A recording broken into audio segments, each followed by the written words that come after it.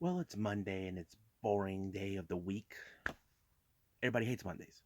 But who am I to argue when we got pro wrestling to cover from different promotions, past events that we already seen? So far, we are going to cover AEW Dark Elevation with some interesting matches that they set up. And of course, they had two ECW legends appear in AEW Dark Elevation.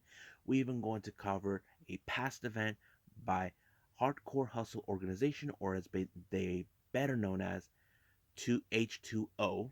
We even got two Yoshi promotions to cover from previous events, one by Tokyo Yoshi Pro, and of course, Stardom during their Cinderella tournament. So, let's get started with another episode of Deleted Wrestle Zone.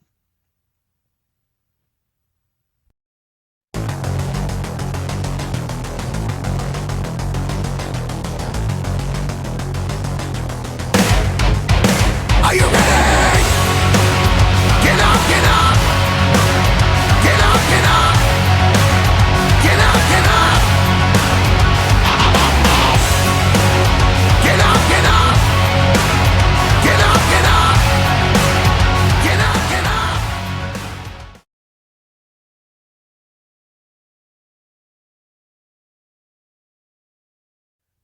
Welcome everybody to Deleted Wrestle Zone, all things that is pro wrestling with AEW, NXT, New Japan Pro Wrestling, Impact Wrestling, the National Wrestling Alliance, various promotions, wrestlers, matches, and championships. I am your host, Jay right here. So, let's begin with AEW Dark Elevation. And the first match we opened up is penalty before the Super Bad Girl, along with the Bunny, as Eddie Kingston likes to call her, the Psycho, taking on independent wrestler named Notorious Mimi. Now, she was a bit of impressive. Now, I don't know who she was. I'm assuming she's a local from Pittsburgh, as or Philadelphia, as whatever. I think it was, yeah, Philadelphia. But however, you can tell that Penelope Ford wins her matches on this one because that's always what they do in Dark Elevation. Our next match is a tag team duo. Of course, we have Santana Ortiz taking on Matthew Omen and Adrian Soriato. Um, as you know, Santana Ortiz are always they win this match because I have to say they're always. We know that they're back on trying to get a hunt for another shot of the tag team titles, which is something we definitely got to see. So this match kind of plays out in a way we could see them down the line for that. Next match we have, of course, is another tag team. We got Dax Harwood and Cash Wheeler of FTR, also members of the Pinnacle, along with Wardlow taking on LSG. You may know him from Ring of Honor, and of course, Lee Moriarty, who is one of the most recent signees with the company. It was a pretty good match, as you know. As we both know, FTR are more of a technical group. LSG and Lee Moriarty are two of a different breed that fits in. But however, you guys know when it comes to guys like FTR taking it old school, they always win their matches. Next up, we got Tay Conti along with Anna Jay taking on Danny Moe. I have seen Danny Moe in one of the Ladies Night Out events, which was pretty good. She was very impressive, but however, she was nowhere near match to Tay Conti. You know, she's very amazing wrestler with her amazing agility with judo and all that other stuff. So she wins her match. Next up, we got Joy Janela along with Kayla Rossi taking on ECW legend Crowbar. Now, we haven't seen Crowbar since 2001, but according to what Tony Schiavone said, Crowbar has been working in the independent scenes. It was a good way. Joey Janela, of course, this Philadelphia, because as you know, Philadelphia is the birthplace of course, hardcore wrestling by ECW, and Crowbar was from that. Now, the more Joey Janela was trying to get away from him, he runs into another legend. We're talking about the Blue Meanie. I thought it was great. However, Blue Meanie cost Crowbar the match, allowing for Joey Janela to win. But however, apparently he still has some unresolved feud with his former tag team partner, Sonny Kiss. But however, Sonny Kiss got attacked by Kayla Rossi. If I was Sonny Kiss, find yourself a new best friend that will have your back. That's what I would think he would do. Next match, we got the Queen, EMI Sakura, along with her butler, Lulu Pencil, taking on Ruby Soho. Now, Ruby Soho posted on Twitter that she's a big fan of EMI Sakura. So this time they're going to say how this is going to be. I have to say it was pretty good. It showed the Ruby Soho as being very serious, very entertaining. I love the way she does things her way, but it did allow her to win the match. And for the first time, we see Lulu Pencil how the Queen loses her match, and she was not happy with it. Next up, we have, of course, a little small video package that was built by Crowbar and Blue Meanie talking about how they love the AEW, how they've been progressing, how they've been making new waves in pro wrestling, and they never would have imagined they would show up in AEW. And I think it played out pretty well because, like I said, Philadelphia is the stomping grounds and the birthplace of ECW. Now, our main event is a 8-man tag team match. We got the Butcher and the Blade and Private Party taking on Brock Anderson, Lee Johnson, Wheeler Yuta, and Chuck Taylor. Now, this match was okay. It was pretty good. It showed exactly what kind of teamwork works on this one. But however, this one, the Butcher and the Blade and Private Party came up victorious. They were able to hold it together. So basically, Hardy Family Office has now making a statement. But however, we'll see what happens then. So we'll see what's going to happen in AW next time.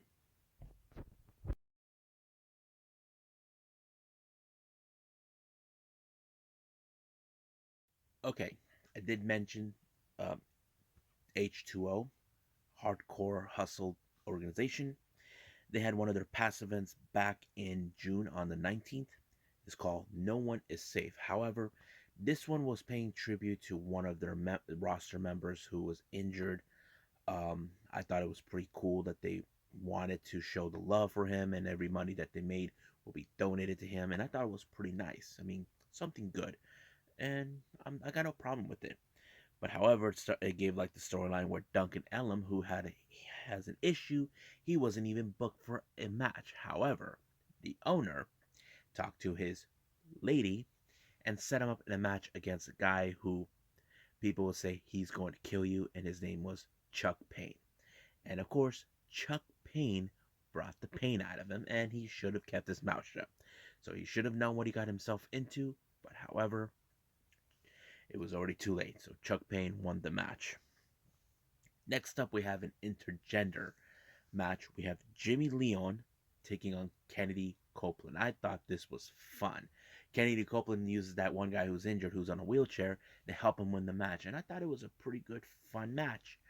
And I think it was pretty entertaining because they had all the toys, you can use. But it was Kennedy Copeland who actually won the match.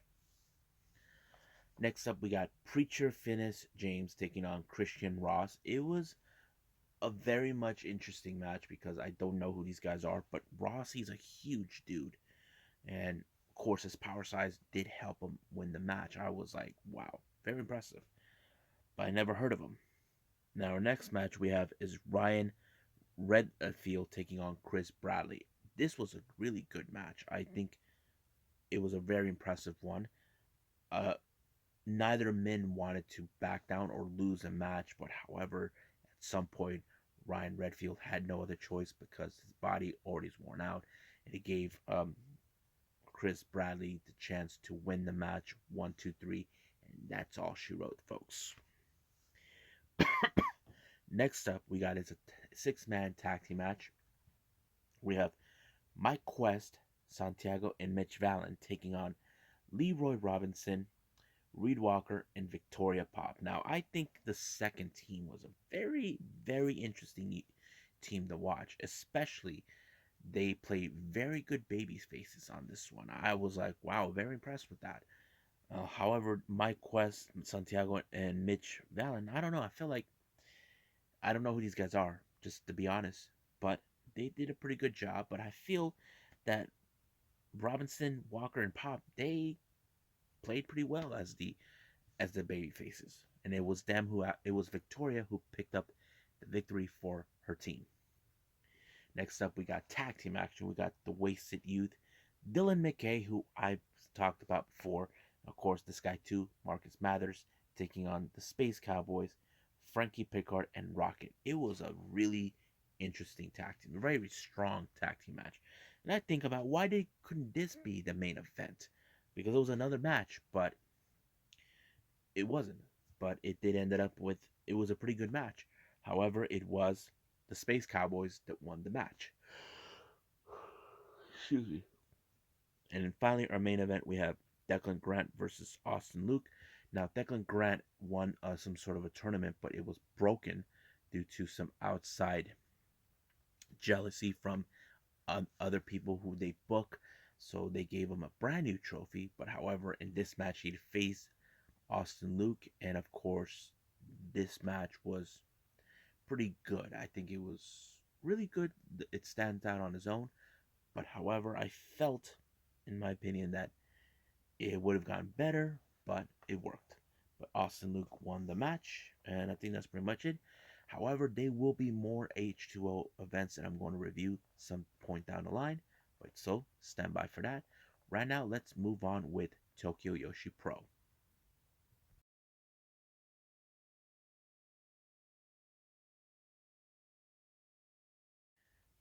Okay, so we're doing Tokyo Joshi Pro. I'm behind on this one. This one is back in June of the 19th. This is part of their spring tour 2021. The Bullet, I think that's what they call it. This was around the time when Miyu Yamashita was still, but however, I want to confess to all of you guys on this particular timing. Um, Yuma Yamashita was in fact challenged by Saki-sama for the Princess of Princess Championship. Um, I, there is no video for me to watch it unless if I got the wrestling universe right away, but I'm still debating about that. I know they're going to go through that with the rest of the year for free, but right now I'll just do what I can get. However, this was the contract signing, which they did, but I'm going to spoil it for all of you. Miyu retained the title after that.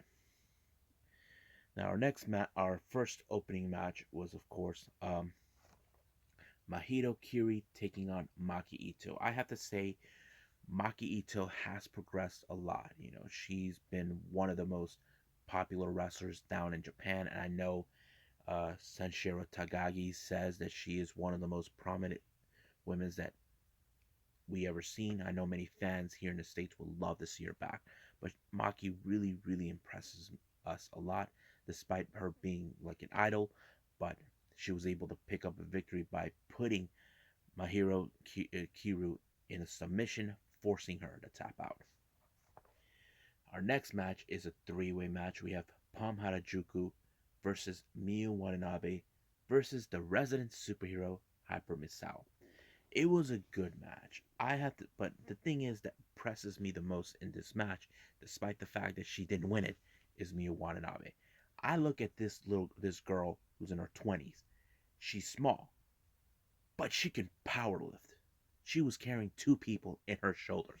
I'm like thinking, how can a tiny woman in her size was able to do that? I don't know. I'm impressed. I have to say, she's one of those women in the roster you definitely gotta pay attention. It wouldn't surprise me if down the line she would go to Stardom. And I have to say, Stardom will be glad and happy to have her in their promotion. But the real question is, when will her contract expire? Well, that's yet to be seen. But let's not talk about that. But the match itself was pretty good. However, the resident superhero, Hyper Misawa, was able to uh, pick up a victory by pinning Pam Harajuku. The next match we have is a six-woman tag team match. We have Arusu Endo teaming with B-Stars, Suzumu and Mirai Maumi versus Kayatori Bami, Morika Kobashi, and Mizuki. I think in this one it was very impressive, especially when I see Morika Kobashi. Now, I can admit to all of you, as a man, she's cute. However, her ability has evolved a little more.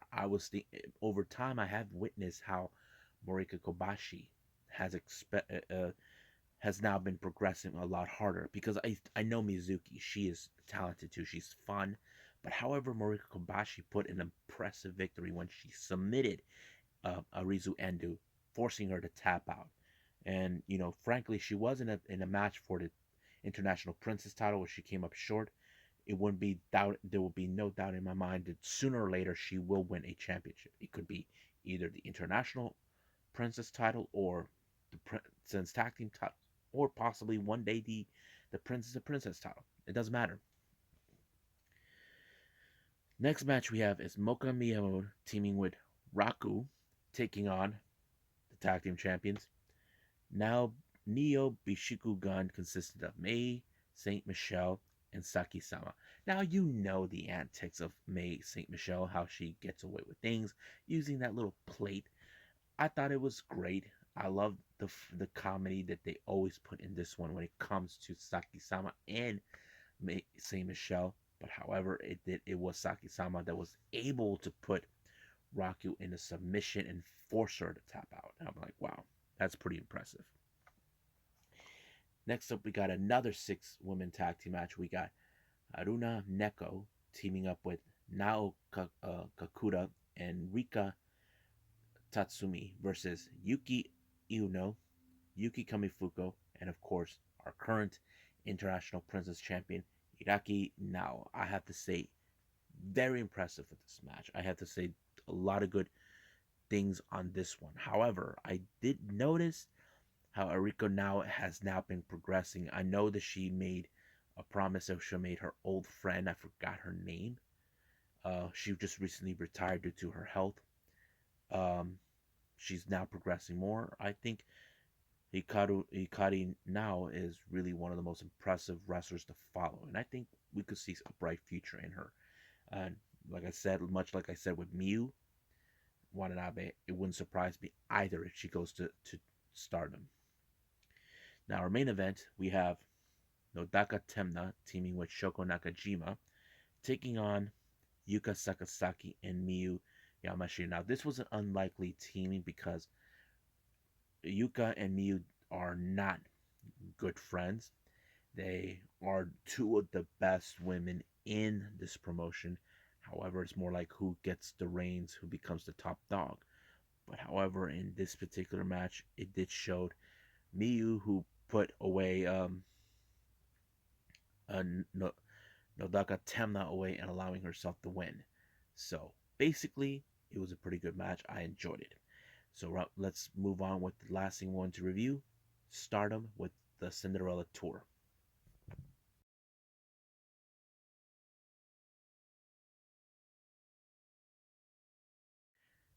Okay, the last thing I'm going to review is Stardom. This one was, of course, day 2 of the Cinderella Tour tournament in 2021. This took place on the 14th of May, so I'm a bit behind on this one. So be patient with me. I'm trying to catch up as much as possible. Hopefully, I can get there in time. Uh, they opened up with the Future of Stardom title tournament first round. Now, the reason this title tournament happened was because Saya Ida, who was the champion of that time, had to relinquish her title due to an injury. So Stardom made a decision to set up a tournament. This was the first match of the first round. It was Ruka versus Mina Shirakawa. Now I want to spoil this to all of you. Ruka is currently the future Stardom champion. She actually won this match back this past Saturday of the 9th of October against Unagi Sayaka.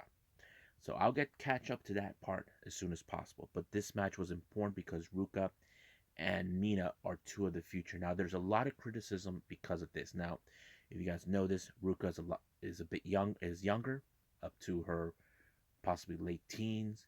As for Mina Shirakawa, she's in her early 30s. People can criticize about that, but thing is, Mina is not the reason they put it is because Mina doesn't have was progressing, doesn't have much of experience in the wrestling business like everybody else. She started in 2018, but she's learning, and I think this match right here it showed she can progress even further. But it did allow her to win her match, win her first round. But however, it did reveal that Unagi Sayaka, despite the fact that she was in the Cinderella tournament, she's also in this one too. Now, our next match we have is a 4-way. We have Lady C versus Hanan versus Natsupoi versus Tam Nakano. However, in this particular match, Natsupoi has been hell-bent in trying to catch up to Tam Nakano because A, Natsupo hates her, believing that she left her behind. But it was a pretty good, impressive match. I think my best moment in this match is when Tam Nakano put Hana in the corner of the turnbuckle, all tied up, basically trying to keep her there. But however, things got a little AWOL. But however, it was Natsupoi who pulled a fast spin on Tam Nakano, rub it in her face, telling her, "I'm catching up to you." However, I don't think she will catch up to her. Our next match is a tag team match. We have Oda Tai, consistent of Fukigen Dev, Konami, and Natsuko Tora, facing off against their longtime rivals, Queen's Quest, consistent of Hina, Azumi, and Momo Watanabe. But it was, as you know, these two factions have hated each other from the very first time they ever been formed. Most of these guys haven't been around from that time, but it was Fuking Def that pulled a fast one on this match when she pinned Hina, allowing for herself and her team to win. Now we get our next two matches are part of the Cinderella tournament of 2020. This is part of the quarterfinals. We have Saya Kamitani taking on Starlight Kid. I have to say it was very impressive on this one. As you know, Saya Kamitani is one of the most popular girls in Stardom, and it did allow her to win the match, despite the fact that Starlight Kid is around the same time. But we cannot deny the ability of Saya Kamitani, how she pulls it off. The next one is Micah versus Julia, two members of DDM. I have to say this was a more like who wants it more, like who in DDM wants to be part of this tournament. And in this one, it had to be Micah because the rules of this match is either you pin by pinfall, submission, or countout, or over the top. And that's exactly what Micah did. She took Julia over the top and she was out. Now, our next match is part of the Cinderella tournament, but however, this one is the second round. This one is between Utami Hayashida taking on Suri. Now, these two ladies have faced off before in the past. They're trying to determine who will get the. Utami Hayashida has been considered one of the best women's wrestlers right now due to the fact of her longest reign as the world of Stardom champion, the red belt, and Suri is not too far behind. However, once again, it was Suri that put her over the top and she fell, allowing herself to win. But she made comments, of course, does this qualify her to get a title shot? Now, that is her goal right now. Has two titles, which is one the SWA title and the Goddess of Stardom title, the tag team titles. But Utami will think about it, but right now she's focusing what's happening in the Cinderella tournament. Now, because of this match happened with Suri, she had to do a double duty, and that will be our main event. The next two matches is also part of the Cinderella tournament of 2020 for the quarterfinals. The first one we had is Himeka of DDM taking on Mayu Utani. Everything was going well, but however, it appears Oda Tai once again decided to stick their nose in the business, but their war between both stars and them is far from over. When the referee was distracted, Natsuko Tora took her out of the Cinderella tournament, but the feud between them was far from over. But until they receive an unexpected visitor, the return of wrestler you may have heard of named Koguma, they calling her the high-speed genius. So basically, as you know, stars were losing members because of either they being snatched up or they're injured. Recently, we did saw the Jungle Kiona is no longer part of Stardom, but that's how it is. But the war between Stars and Odatai is going to continue to escalate. Now, our main event for this particular tournament, we have Suri taking on Unagi Sayaka. Now, Unagi has been very impressive the first time we saw. As you guys may have been aware, she won the Battle Royal that took place back in March. She and another person I forgot who it was, who's also a veteran in the wrestling world, really had an impressive match. But this one, it showed how Unagi is very progressive. To me, Unagi is it's like the wild card, but also the one who likes to stir the pot. Basically, it helps. But I think Sudi, in the other hand, did not underestimate her. But I think in this one, she probably will. But of course, in this particular match, as soon as the match was over, Unagi made it clear that she's also in the Future of Stardom tournament along with Mina. And of course, Mina did commented that she will love to face her one on one, which is Cosmic Angel versus Cosmic Angel. And there'll be more to cover until I catch up with everything else. Well, I hope you guys enjoyed this episode, me reviewing these events, including past events. So if you probably ask how come I'm doing these now, well, it's because I'm still trying to catch up to everything else, try to give you guys excited to see if there's any promotions you guys are interested. If you guys like hardcore wrestling or death matches, those are the type you gotta watch. Whatever Yoshi promotions you guys enjoy, I'll probably put those as well. And I'm keeping up with the real time events like AEW, NXT, Impact, NWA, MLW, all of those as much as possible. So, coming up for the next one, we have New Japan Pro Wrestling more with the G1 Climax. I think we got day 14 with B Block action. We have NWA Power, AEW Dark, and of course, we got NXT 2.0. So I think that's pretty much it what we got. So I'll see you guys in the next DWZ time. Same DWZ channel. I must bid all of you adieu. So goodbye. Mwah, and have a nice day. Bang.